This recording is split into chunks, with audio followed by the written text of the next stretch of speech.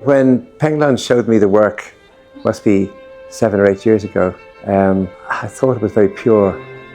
You're starting with minimalism, you're starting with an idea of using charcoal or using 1 or 2 colors or using 1 or 2 elemental shapes and not doing more than that. The constant idea is don't do more. And I think it's something that can work in sentences. You know, if you're writing fiction, you don't need to add an explanation. You don't need the next paragraph. Just leave the paragraph there as it is. You know, you don't need to explain someone's motives. You don't need an adjective. You don't need an adverb. You actually just need to describe what the thing is. The top part is the actual paper. It's untouched. And then the bottom part is charcoal. But from just leaving the paper alone, you don't touch the paper. Notice you don't have the sun.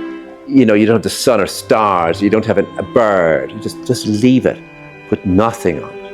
And that idea of using nothing, I mean, you can see it everywhere, that there's a constant sense, even being very careful with shadow and super careful with light. In other words, you really, really like scarce light. And the idea of knowing when to leave a painting alone is the hardest thing to do, even with a page of fiction. If you're writing a novel, you can put in too many feelings.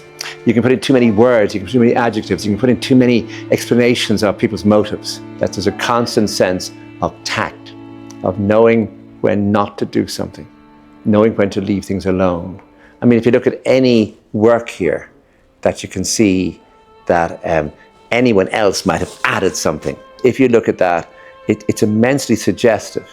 It's tactful, but it leaves in the possibility of shadow, that in behind those colors there's something else. So there's a depth in it as well. The statement is in shadow.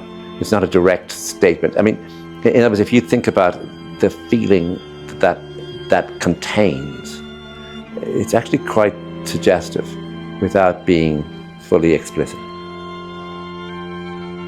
The audiences were great, just hugely. People have a funny way of saying to you, I love this paragraph, or I love this, you know, like they're really nice, really kind.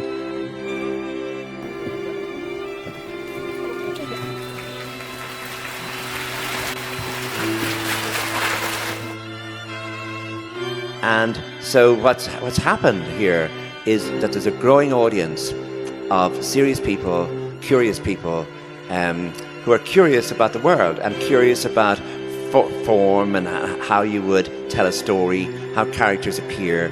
And that's a growing audience. I mean, it's with bigger and better bookshops, with more and more books being translated. So, you know, it's a huge excitement if you're a novelist and you find there's an audience available, there's an audience growing